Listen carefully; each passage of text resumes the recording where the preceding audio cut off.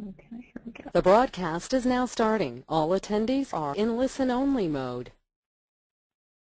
Good afternoon, everybody. This is Jennifer Schaus and Tony Anakeef coming to you from Washington, D.C.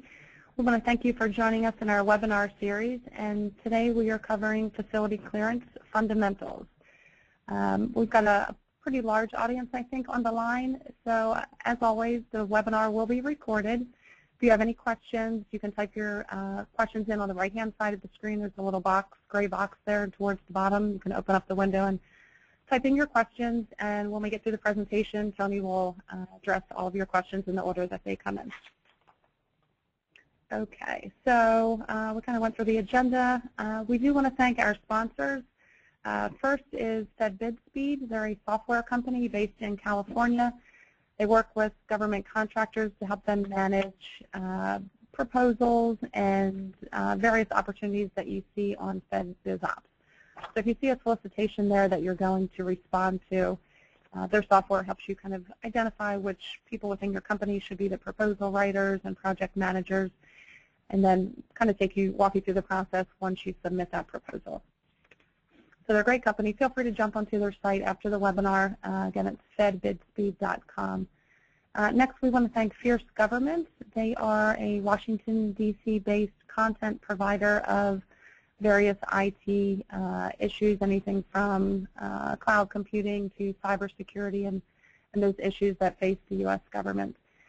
Their newsletter is free, and they've got fantastic content, particularly compared to some of the others out there. So again, feel free to, after the webinar, jump on their website as well and sign up for their newsletter, fiercegovernment.com. Williams Mullin is the company sponsor today.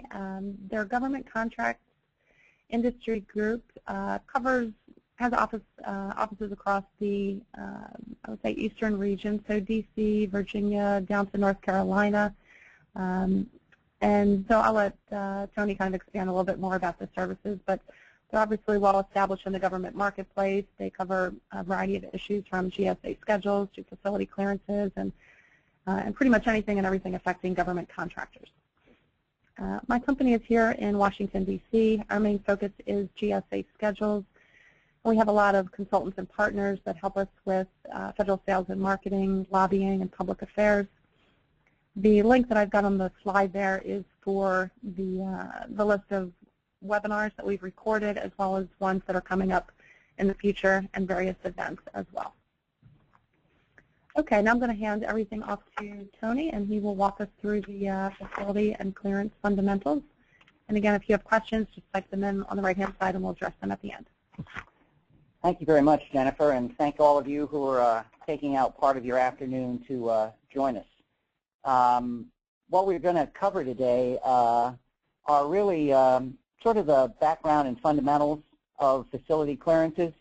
We'll provide a little bit of background information, the basics of the process that one goes through. I'm going to talk a little bit about special considerations for companies that are foreign-owned, controlled, or influenced. We'll touch on your ongoing obligations. There are some related issues that people who deal with classified information generally also have to deal with some of the other issues. And then perhaps most important, I hope we'll deal with your questions that you may have of a more particular nature and have a discussion on that topic. Sort of to put this in context, you know, since 9/11, there has been a great focus in the United States on security, and there has been a vast increase in the amount of information that is classified and the amount of work for which one needs a security clearance of some kind in order to perform it. If you think about it, the Department of Homeland Security was created after 9/11, and the topics that they deal with, counterterrorism, cybersecurity, and the like, along with work the DoD does, the Department of Energy, and the various intelligence community, you get an idea. There are over 4 million people that have security clearances in the United States. There are 500,000 people on the private side who have top secret clearances. So the numbers are large, and they're highly valued. As we're going to see in a little bit, the need for a security clearance to bid on or perform a contract is often necessary. They're not that easy to obtain. For those companies that do not keep their eye on the ball, they're all too easily lost. And one thing I want to draw a distinction is between a facility clearance and a personal clearance. Personal clearances are the clearances that individuals get. The facility clearance, which is what we're going to talk about mostly today, is the clearance that the entity, the physical facility where a company is located, obtains in order to gain access to classified information.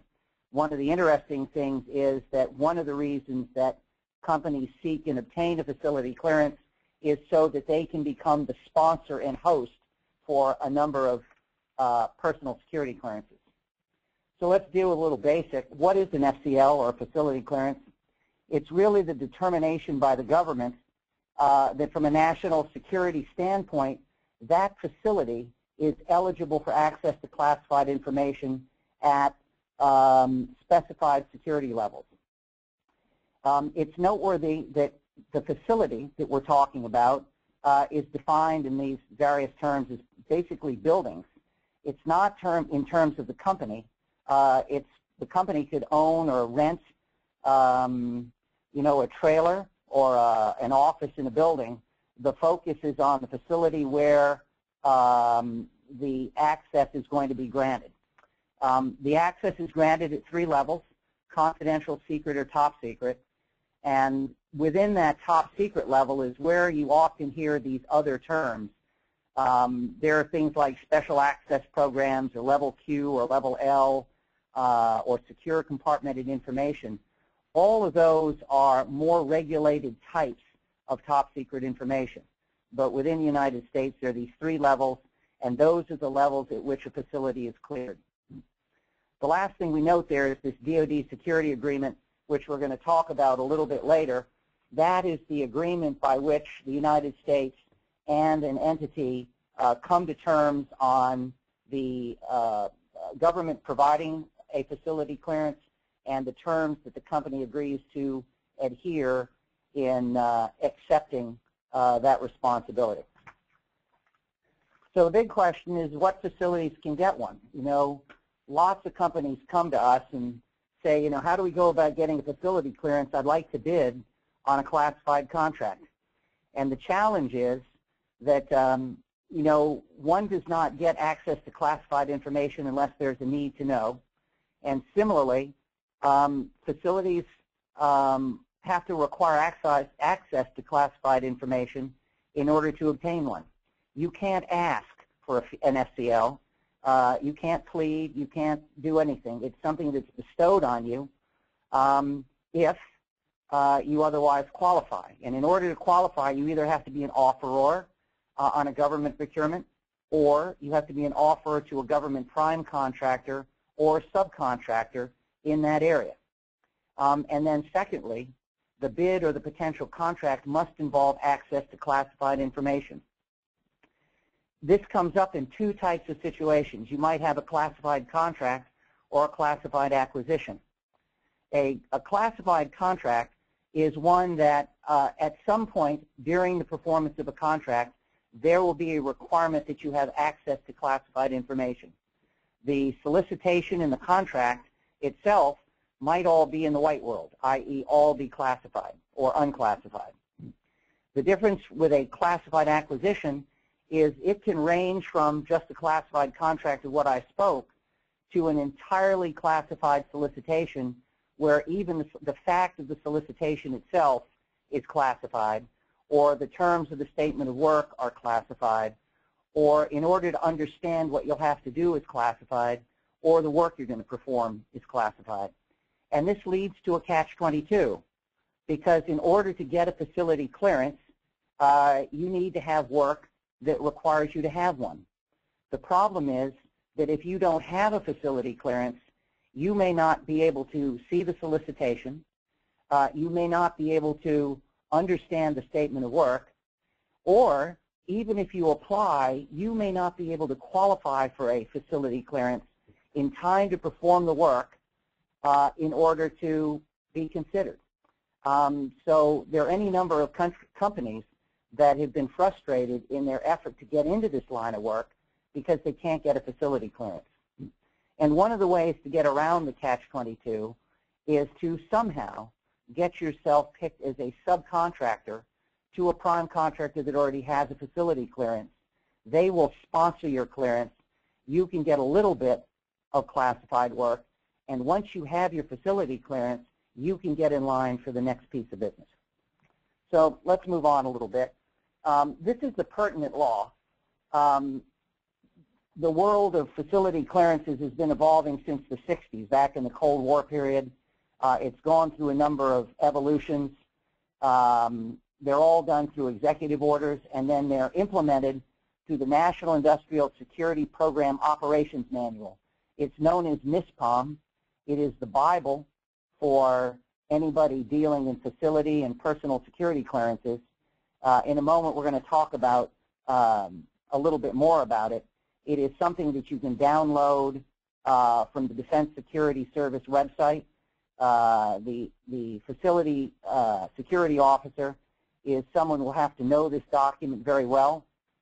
It governs how you apply for and then how you handle classified information once you have it.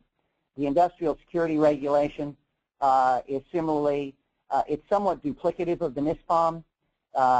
It provides additional regulations about how you handle classified information, what you do if things go wrong.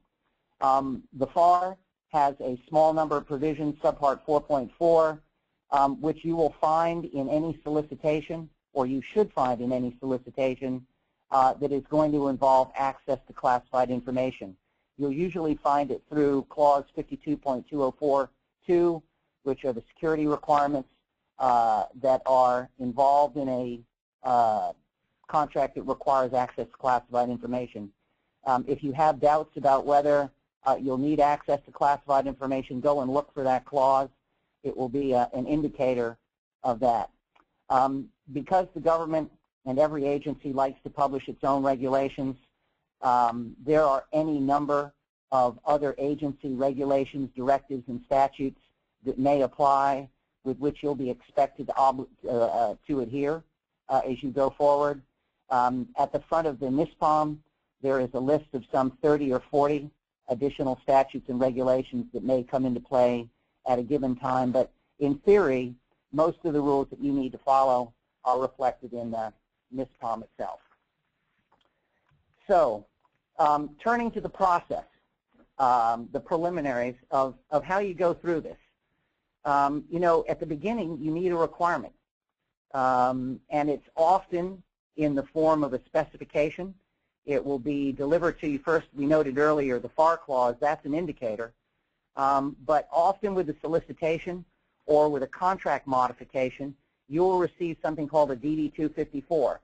And a DD-254 is basically the contract security classification specification.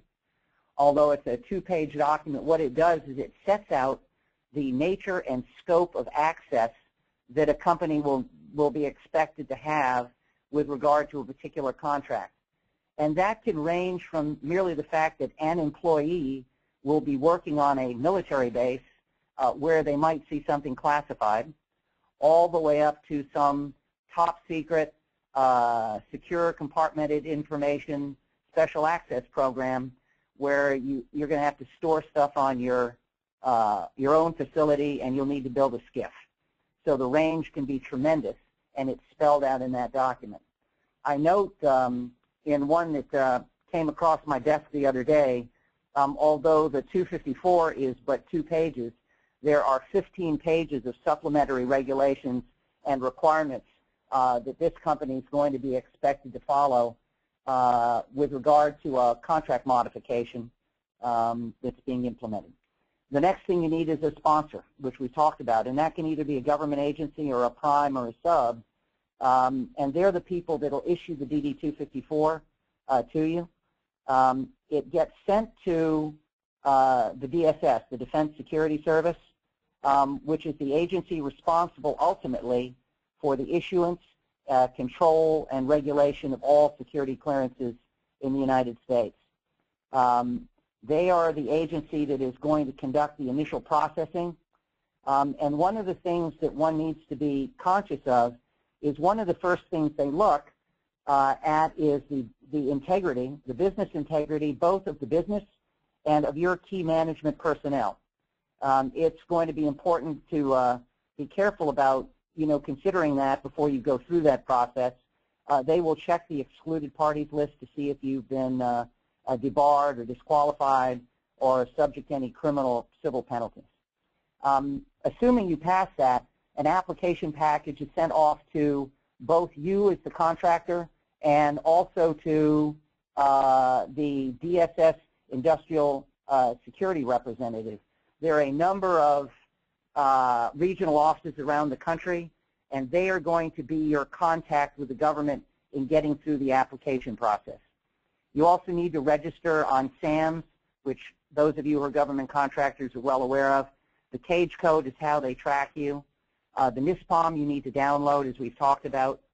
You need to determine who your FSO is. That each person with a cleared facility needs a facility security officer who is responsible for the company's adherence to all of the regulations.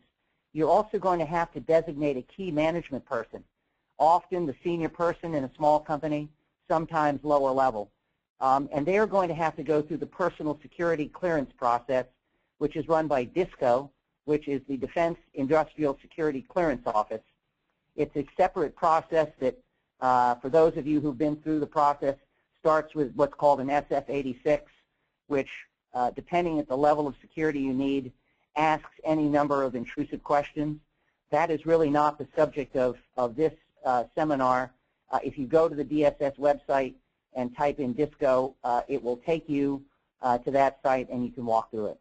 You also need to do fingerprint cards, and then the SF-328, the Certificate of Foreign Interest, is a subject we're going to talk about in a few minutes because it involves some special considerations.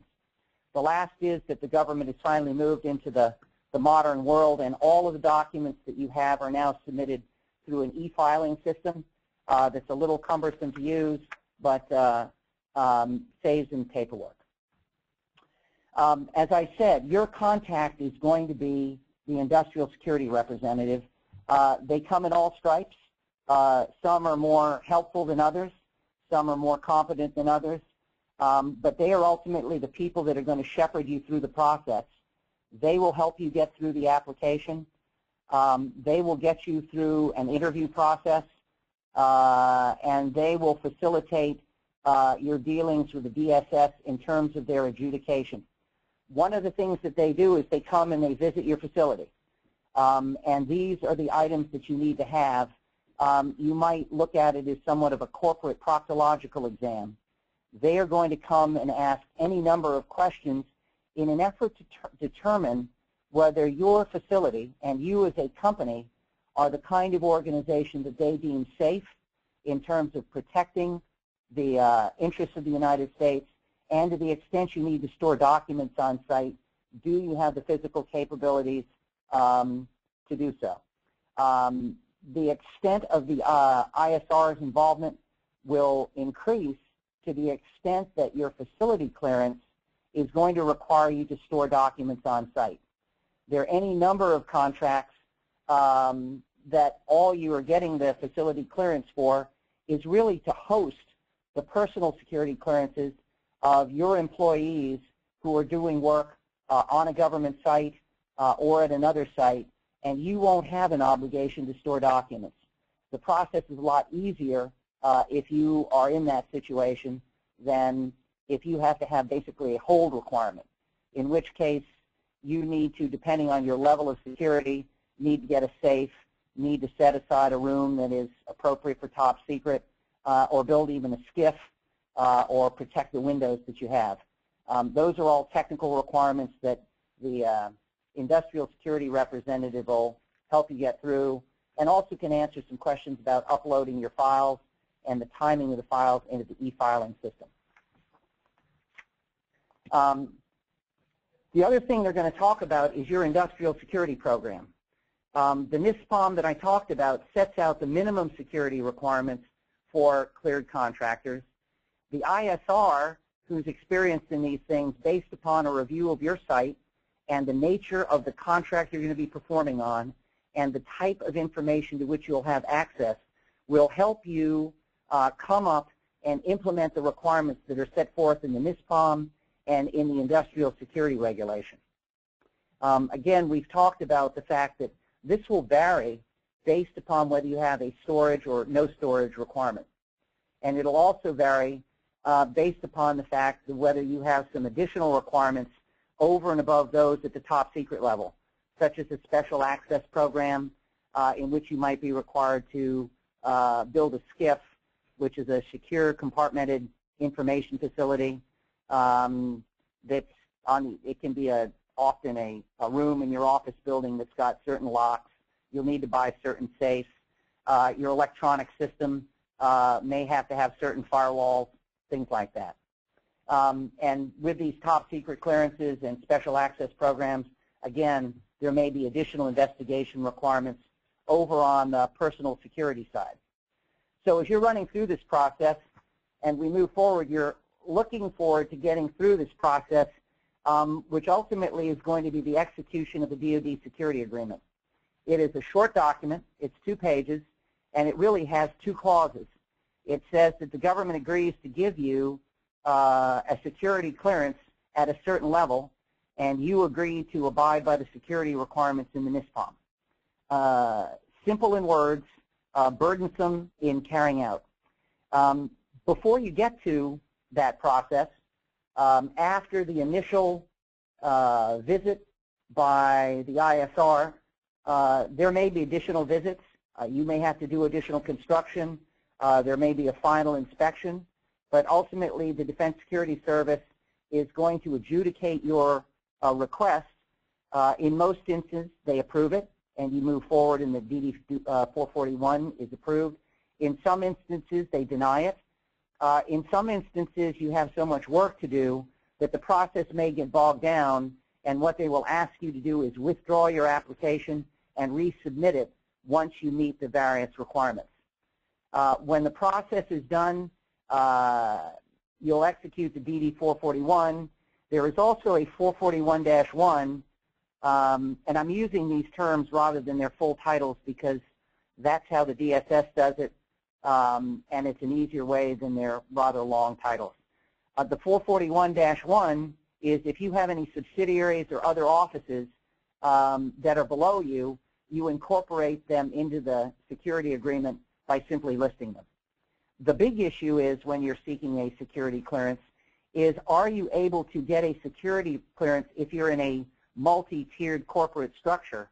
Can you get the security clearance at something lower than the highest level of the company, i.e. can a subsidiary do it, or is DSS going to require you to get cleared at the highest level?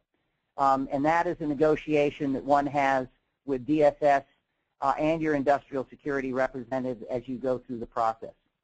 Ultimately, you sign the document, you have a kickoff meeting with the ISRs, they wish you well, and you move into the next phase of the process, which we'll talk about in a minute. But before we do, I wanted to take a minute and talk about foreign ownership, control, and influence.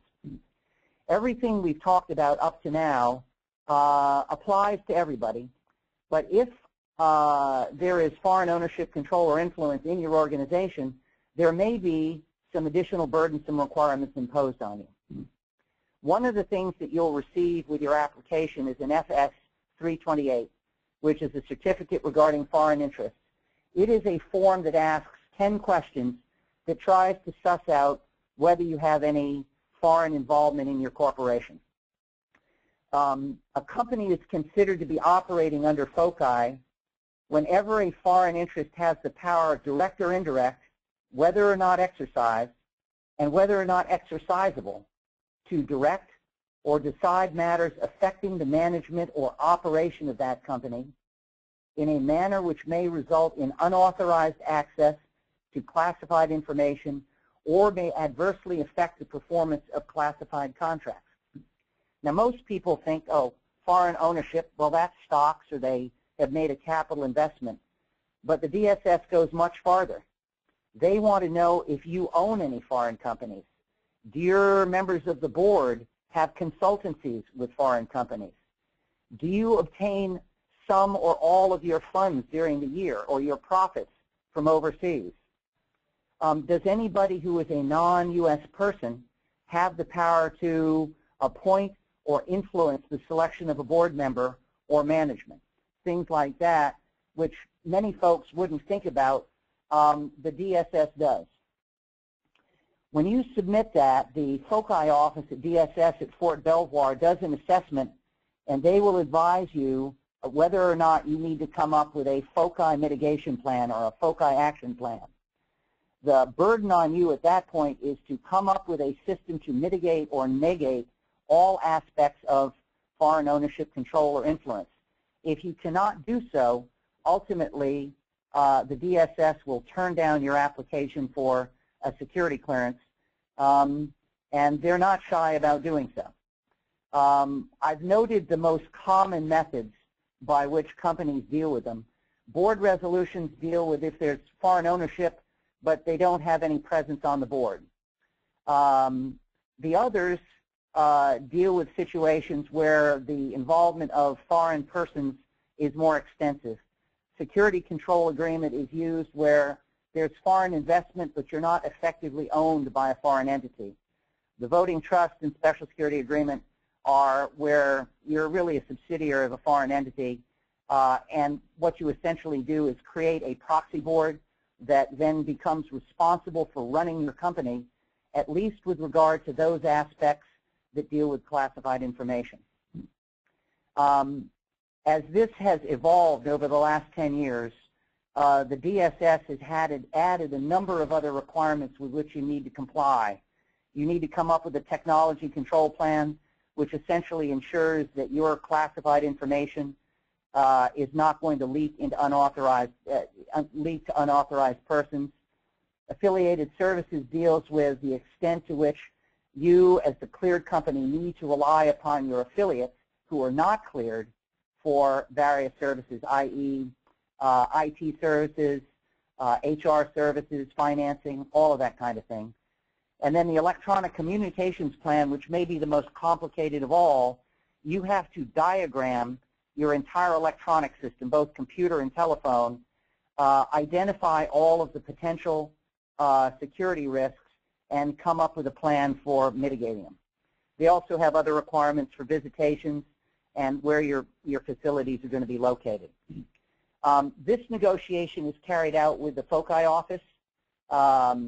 It is one that goes back and forth. Clients that we have had that have dealt with this have found themselves often having to withdraw their application and resubmit because DSS has some internal time frames on how long they need to, or how quickly they need to clear things. It's not a black mark. It sets you back a little bit, but one needs to be proactive and be willing to have a considered negotiation with the government in getting through this process. Assuming you do that, one moves on to the fact that you have a clearance and that the United States treats security clearances very seriously. And moreover, the personnel that are responsible for oversight and compliance in the government do not see the color gray. From their perspective, if something is wrong, it is your fault until you can prove that you were not at fault.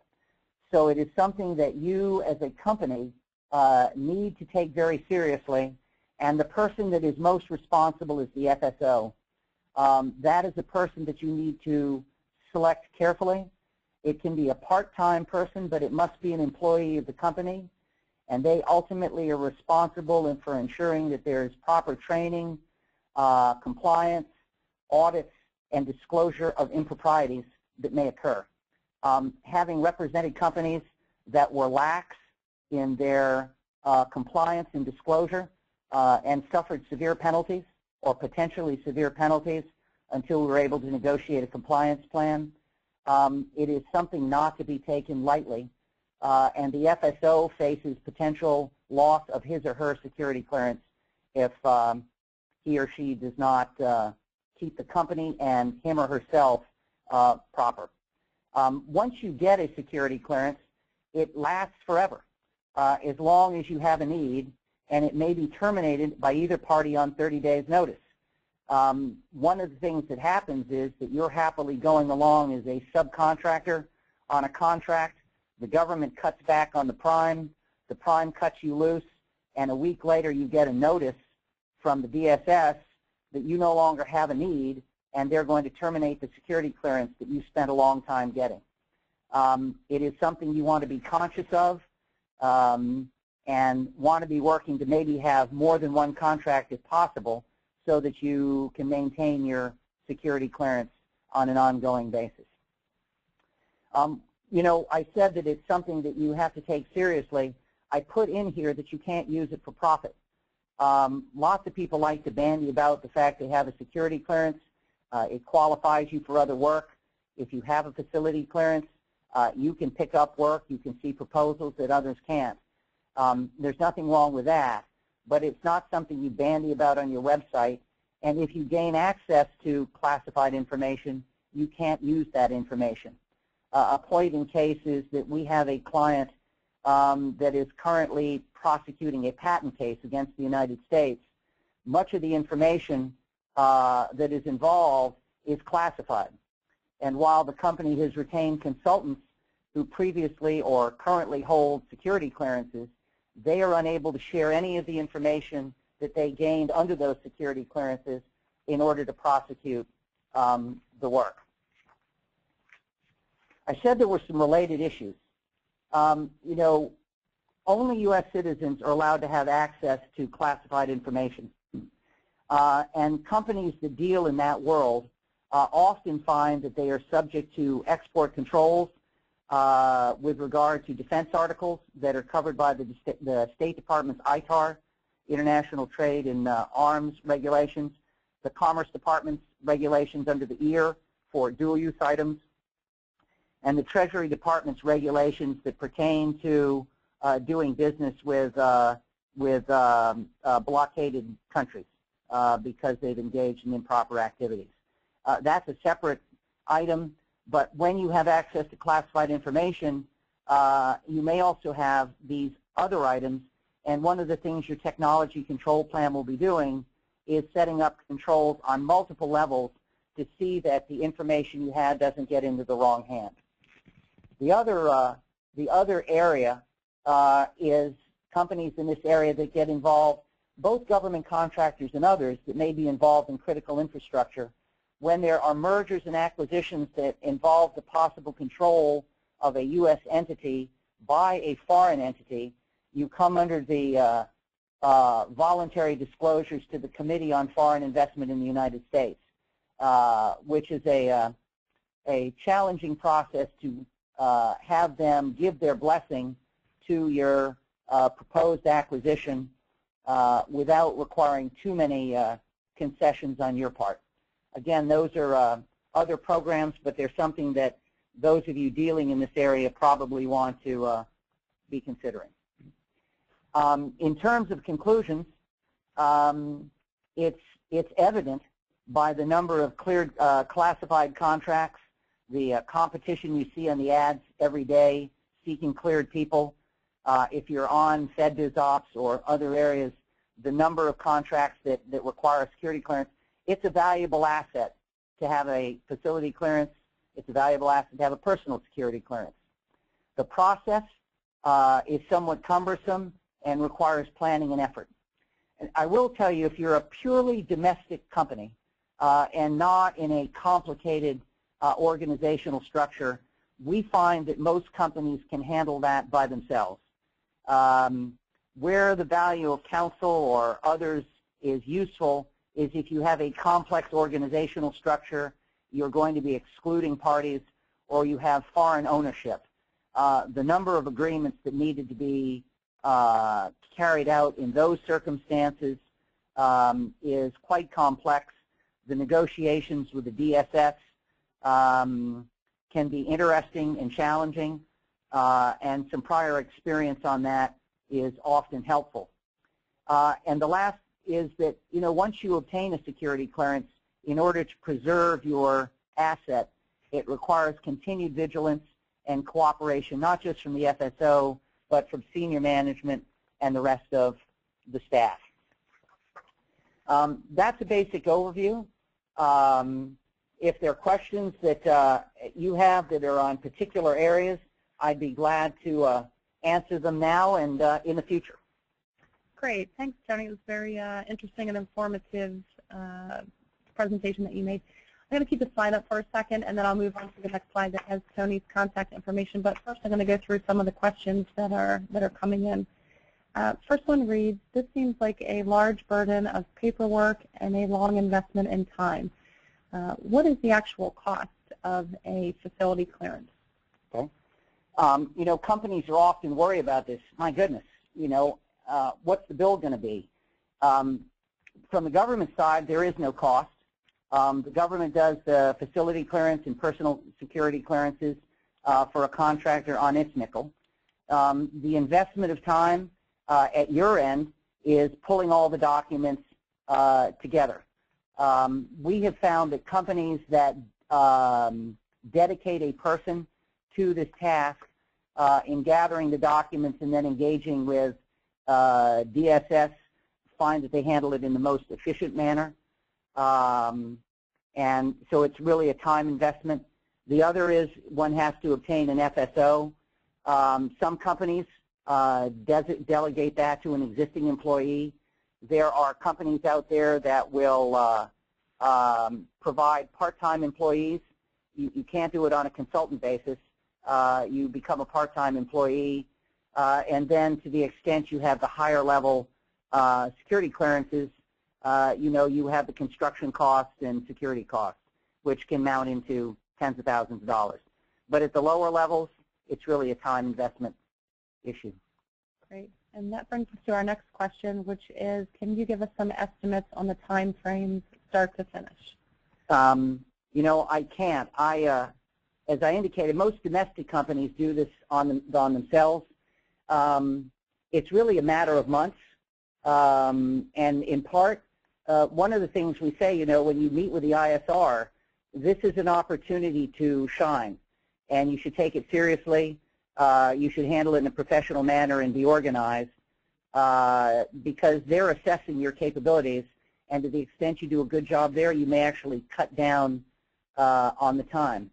The government folks are in regional offices, but they often have a multi-state region, so they're busy.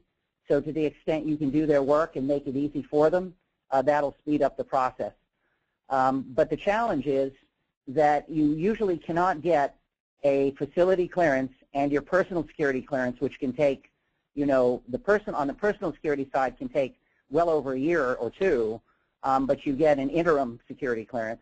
On the facility clearance side, it takes months, unless the agency is very committed and deems it essential that you get a security clearance, when it's amazing how quickly things can happen. But the problem is you usually cannot accomplish it in the time that you get a solicitation to the time that the award is going to be made.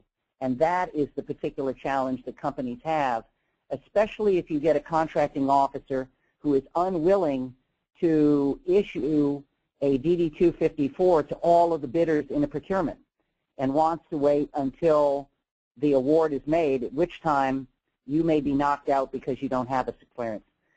In terms of the foci issue, that again adds to the process.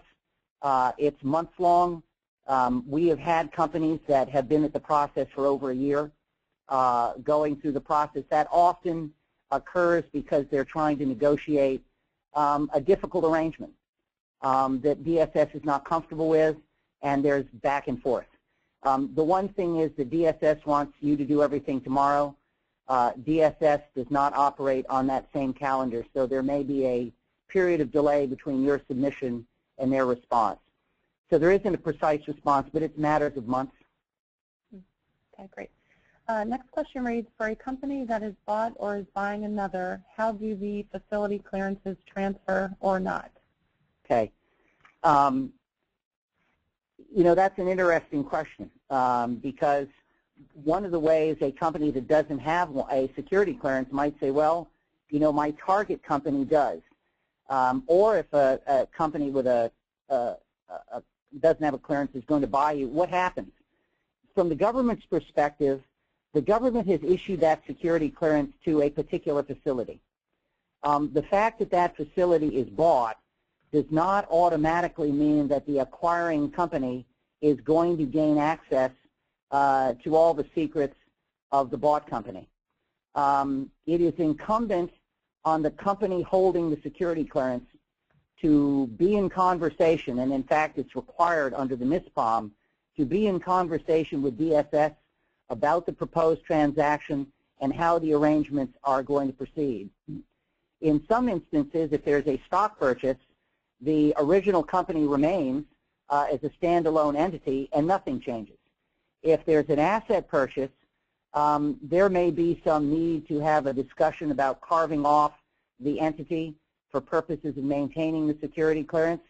But in some instances, if the government doesn't like the arrangement, it can jeopardize the continued existence of your security clearance. So it's something that needs to be dealt with very much in any merger and acquisition situation. Great. Great. Next question reads, how long is a facility clearance good for? Does it ever expire? It does not. Once you're issued a facility clearance, it is indefinite.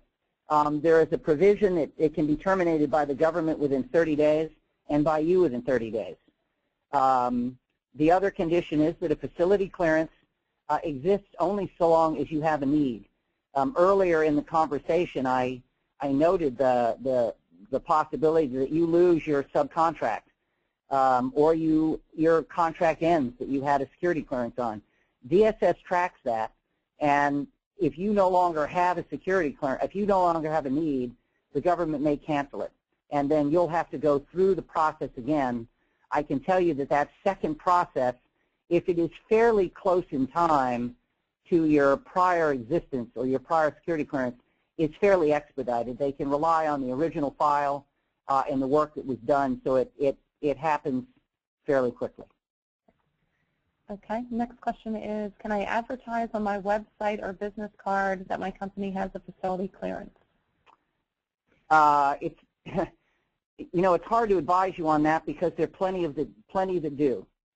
And I think if you were to ask industrial security representatives, they might give you a varied response. The basic rule is that you are not allowed to take commercial advantage of the fact that you have a security clearance. Most people that have security clearances, personal security clearances, they note it on their resume, particularly if they're applying for a cleared position. I think if you do it modestly, you will not run afoul. But one ought to be cautious, and one may want to have a discussion with their ISR about it. It's certainly information that you can convey to people when you're in a situation and they need to know it. Okay, next question says, does the FSO have to have a personal security clearance? Yes, the FSO has to have a personal security clearance and has to be a U.S. citizen, as does anybody else who is going to be a cleared person. One of the things you do when you go for a facility clearance is you identify your personnel who are going to need clearances. That's going to be the worker bees and also somebody who's in senior management. One thing I would caution is that on occasion individuals lose their security clearance. We got a call the other day from a company that someone who had gone through bankruptcy had their security clearance withdrawn, and the next day they'd received a letter from the DSS saying they were going to lose their facility clearance because their key man had lost his personal clearance, and they had not designated an alternate. So they are now scrambling to find somebody who can fill in as CEO to be a qualified key management person for the time being. But they're in a difficult spot. Sounds like it. Our next question reads, if I have been denied a facility clearance, how long until I can resubmit? Well, it would depend on why you were denied a facility clearance. But again, one can apply for facility clearance if there's a need. So presumably, you applied for facility clearance because you had a need, either because you were bidding on something or you had a contract. If you were denied the facility clearance, in all likelihood you were unable to perform on that contract.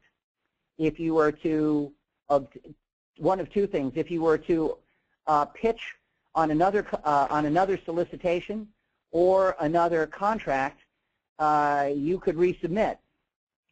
Alternatively, the government usually explains to you why you're denied a facility clearance.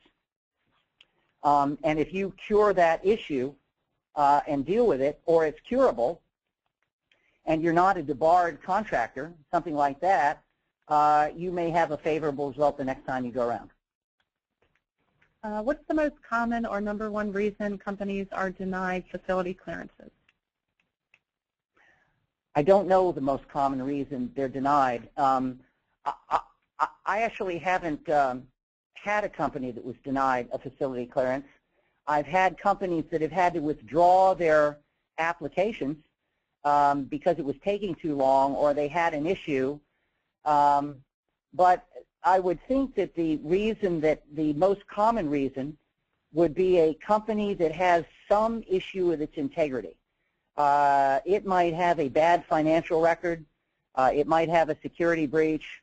It might have a series of terminated contracts. In other words, it is not somebody with which the government would want to do business or entrust the secrets of the United States to that company. Great.